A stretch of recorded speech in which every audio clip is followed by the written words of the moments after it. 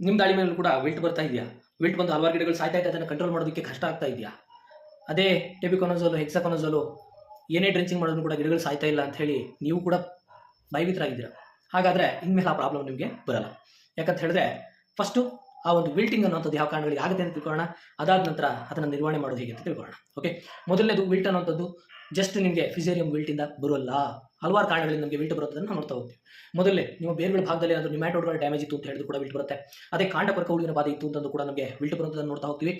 ಮೂರನೇದು, ನಿಮ್ಮಲ್ಲಿ ಏನಾದರೂ ವಾಟರ್ ಮ್ಯಾನೇಜ್ಮೆಂಟ್ ಸರಿಯಾಗಿ ಇಲ್ಲ ಅಂತ ಹೇಳಿದ್ರು ಕೂಡ ನಮಗೆ ವಿಲ್ಟಿಂಗ್ ಬರುವಂಥದ್ದನ್ನು ನಾವು ನೋಡ್ತಾ ಹೋಗ್ತೀವಿ. ಹಾಗೆಯೇ ಕೆಲವೊಂದು ಬಾರಿ ಮಲ್ಟಿ ನ್ಯೂಟ್ರಿಷನಲ್ ಡಿಫಿಷಿಯನ್ಸಿಯಿಂದ ಕೂಡ ನಮಗೆ ವಿಲ್ಟಿಂಗ್ ಆಗುವಂಥದ್ದನ್ನು ನಾವು ನೋಡ್ತಾ ಹೋಗ್ತೀವಿ. ಓಕೆ, ಹಾಗಾದರೆ ಇವೆಲ್ಲವನ್ನು ಕೂಡ ಹೇಗೆ ನಿರ್ವಹಣೆ ಮಾಡಬೇಕು? Very simple. ಇಲ್ಲಿ ಜಸ್ಟ್ ಕೆಮಿಕಲ್ ವರ್ಕ್ ಆಗಲ್ಲ. ತಾವೇನು ಮಾಡಬೇಕು? ಇಂಟಿಗ್ರೇಟೆಡ್ ಡಿಸೀಸ್ ಮ್ಯಾನೇಜ್ಮೆಂಟ್, ಅದ್ರ ಜೊತೆಯಲ್ಲಿ ಪ್ರಿಸಿಷನ್ ಇರಿಗೇಷನ್ ಮ್ಯಾನೇಜ್ಮೆಂಟ್ ಹಾಗೆ ಪ್ರಿಸಿಷನ್ ನ್ಯೂಟ್ರಿಯೆಂಟ್ ಮ್ಯಾನೇಜ್ಮೆಂಟ್ ಅನ್ನು ಮಾಡುವಂಥದ್ದು ತುಂಬ ಪ್ರಮುಖವಾಗಿರುತ್ತೆ. ಓಕೆ, ಮೊದಲನೇದಾಗಿ ಇಂಟಿಗ್ರೇಟೆಡ್ ಡಿಸೀಸ್ ಮ್ಯಾನೇಜ್ಮೆಂಟ್ ಬಗ್ಗೆ ನಾನು ಹೇಳೋದಾದ್ರೆ, ಓಕೆ, ಫಸ್ಟ್ ಥಿಂಗ್ ಏನು ಅಂತ ಹೇಳಿದ್ರೆ, ಇಮಿಡಿಯೇಟ್ ನಿಮಗೆ ರಿಕವರಿ ಆಗಬೇಕು ಅಂತ ಹೇಳಿದ್ರೆ ಬೇರುಗಳ ಭಾಗವನ್ನು ಸ್ವಲ್ಪ ಓಪನ್ ಮಾಡಿ, ಎಲ್ಲಾದರೂ ನಿಮ್ಯಾಟೋ ಡ್ಯಾಮೇಜ್ ಇದೆಯಾ ಚೆಕ್ ಮಾಡಿ. ಎರಡನೇದು, ನಿಮ್ಯಾಟೋ ಡ್ಯಾಮೇಜ್ ಏನಾದರೂ ಇತ್ತು ಅಂತ ಹೇಳಿದ್ರೆ ಇದರ ವ್ಯಾಲಮ್ ಪ್ರೈಮು ಅಥವಾ ಎನಿ ನಿಮ್ಯಾಟಿಸೈಡ್ ಫಾರ್ ದಟ್ ಮ್ಯಾಟರ್ ತಾವು ಏನು ಮಾಡ್ಬೋದು? ಡ್ರೆಂಚಿಂಗ್ ಅನ್ನು ಮಾಡಬೇಕಾಗುತ್ತೆ.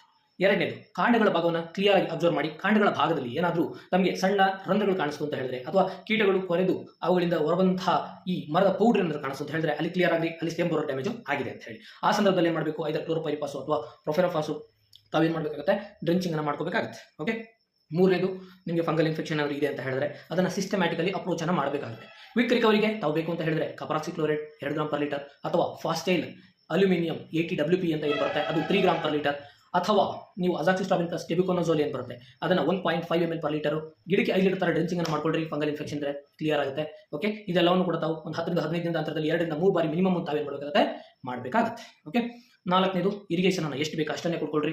ಗೊಬ್ಬರನೂ ಕೂಡ ಅಷ್ಟೇ. ಓಕೆ, ನಾವೇನಾದರೂ ಮಲ್ಟಿನ್ಯೂಟ್ರಿಯೆಂಟ್ ಡಿಫಿಷಿಯನ್ಸಿಸ್ ಆಗ್ತಾ ಇತ್ತು ಅಂತ ಹೇಳಿದ್ರೆ ಡಿಫಿಷಿಯನ್ಸಿ ಸಿಂಪ್ಟಮ್ಗಳನ್ನ ಅರ್ಥ ಮಾಡ್ಕೊಳ್ಳೋ ಪ್ರಯತ್ನ ಮಾಡಿ. ತಮ್ಗೆ ಗೊತ್ತಾಗ್ತಾ ಇಲ್ಲ ಅಂತ ಹೇಳಿದ್ರೆ ಯಾರಾದರೂ ಎಕ್ಸ್ಪರ್ಟ್ಗಳನ್ನ ಕೇಳಿ ಆ ನ್ಯೂಟ್ರಿಯೆಂಟ್ ಡಿಫಿಷಿಯನ್ಸಿ ಅನ್ನು ತಿಳ್ಕೊಂಡು ಆ ನ್ಯೂಟ್ರಿಯೆಂಟ್ಸ್ ಅನ್ನು ಕೊಡುವಂಥ ಒಂದು ಕೆಲಸವನ್ನು ಮಾಡ್ತಾ ಹೋಗಿ. ಓಕೆನಾ?